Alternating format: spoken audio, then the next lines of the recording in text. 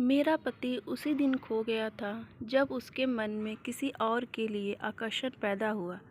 अब तुम एक अनजान व्यक्ति हो, कहकर रिया अंश को लेकर अपने कमरे में चली गई। दफ्तर से लौटकर आकाश रोज की तरह सोफे में बैठा था। रिया चाय लेकर आई और उसे इस तरह बैठा देखकर बगल में बैठते हुए समता से बोली, आकाश क्या बात है, कुछ दिनों से परेशान दिख रहे हो। पूछती हूँ टाल देते हो, प्लीज़ बताइए, शायद कुछ मदद कर सकूँ। हालांकि रिया को उम्मीद कम ही थी कि आकाश कुछ बताएगा, फिर भी उसने आकाश की हथेली अपनी हथेलियों में रखते हुए कहा, कह देने से मन हल्का हो जाता है।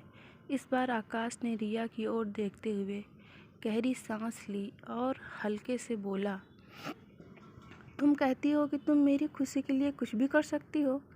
आंखों में प्रश्न भाव लिए आकाश रिया के चेहरे पर नजरें बैठाए था।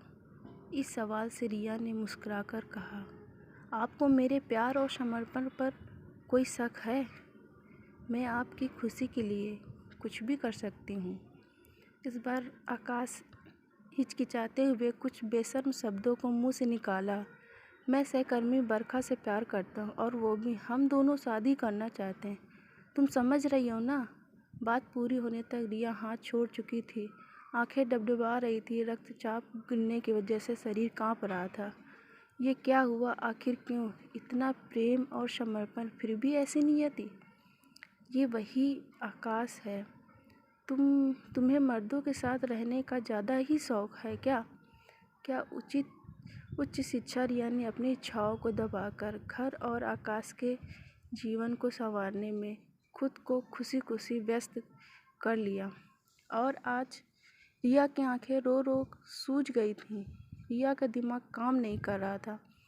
रिया ने ब्लेड उठाया और कलाई पर रखा ही था कि उसे अपने बेटे अंश का ख्याल आ गया, जो वहीं गहरी नींद में सो रहा था। एक पल में होता हादसा बच गया। रिया ने अगले ही पल दरवाज़ा खोला। उसके हाथ में एक सूटकेस था। हाँ, आपकी खुशी के लिए कुछ भी कर सकती हूँ। आपको आज़ाद कर रही हूँ।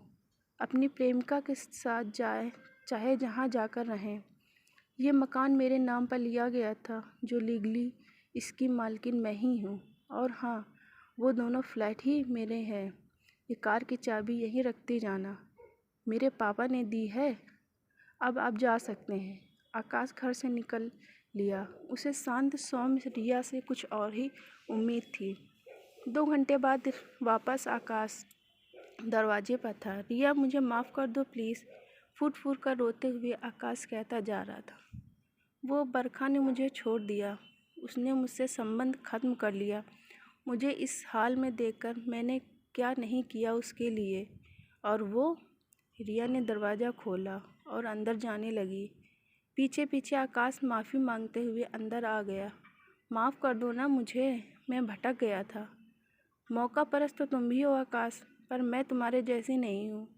तुम इस घर में मेरे साथ तो रहोगे, पर अब मेरा प्यार, समर्पण और भावनाएं तुम्हें नहीं मिलेंगी। तुम अब मेरे पति नहीं हो। मेरा पति उसी दिन खो गया था जब उसके मन में किसी और के लिए आकर्षण पैदा हुआ। अब तुम सिर्फ एक अनजान व्यक्ति हो।